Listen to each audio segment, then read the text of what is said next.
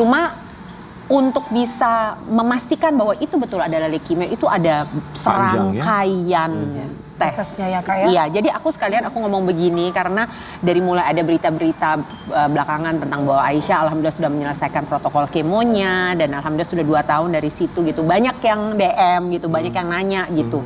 Ini anak aku begini nih, anak aku apa leukemia juga nggak ya? Nah, aku mau kasih tahu bahwa untuk mencapai leukemia itu yang bisa menentukan adalah dan menunjukkan adalah tes-tes serangkaian dan itu hanya bisa dilakukan oleh dokter. Baik. Jadi kalau memang mempunyai kecurigaan itu atau melihat ada yang tidak beres dari anak gitu, jangan pertama kali jangan di Google dulu, jangan tanya internet dulu, pertama kali langsung bawa ke dokter ya, gitu. Ke ahlinya, sampai akhirnya dinyatakan sembuh. Kapan dinyatakan sembuh oleh jadi tim begini, dokter?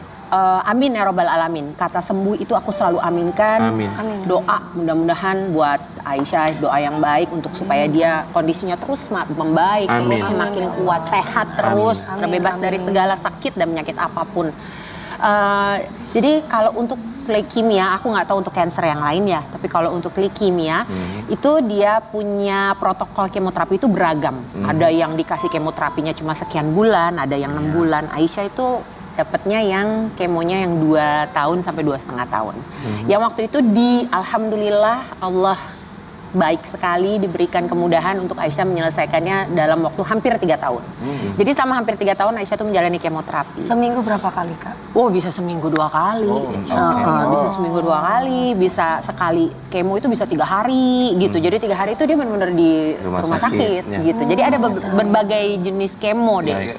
Ada yang dari infus, ada yang diminum obatnya, obat kemonya, ada yang disuntik, ada yang disuntiknya langsung di tulang belakang.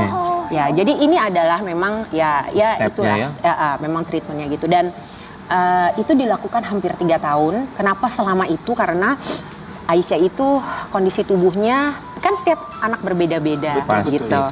Nah kebetulan Aisyah ini tiap kali di kemo, makin lama dia di kemo gampang dropnya. Jadi begitu kemo drop. Nah kalau lagi drop itu untuk jadwal kemo berikutnya nggak bisa dilakukan, itu jadi mundur. Karena badannya lemah ya. Kayak badan lemah, takutnya nanti kalau lagi badannya lemah di kemo lagi jadi semakin lemah. Jadi yang harus dokter lakukan selama ini, kamu bayangin deh, selama hampir 3 tahun itu yang dilakukan adalah Aisyah di kemo badannya drop.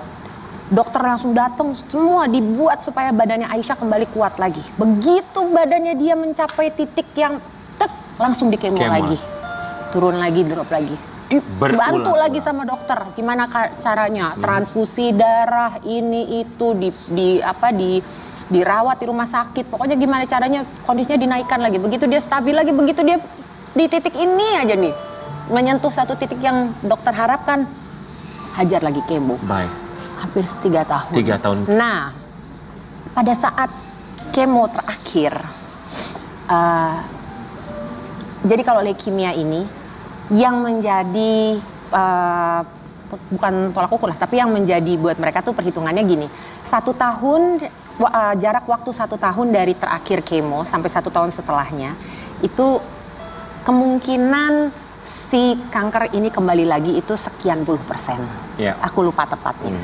Setelah melewati 1 tahun, persentase ini akan menurun. Nah, nanti lewat lagi 2 tahun, 3 tahun dia akan turun.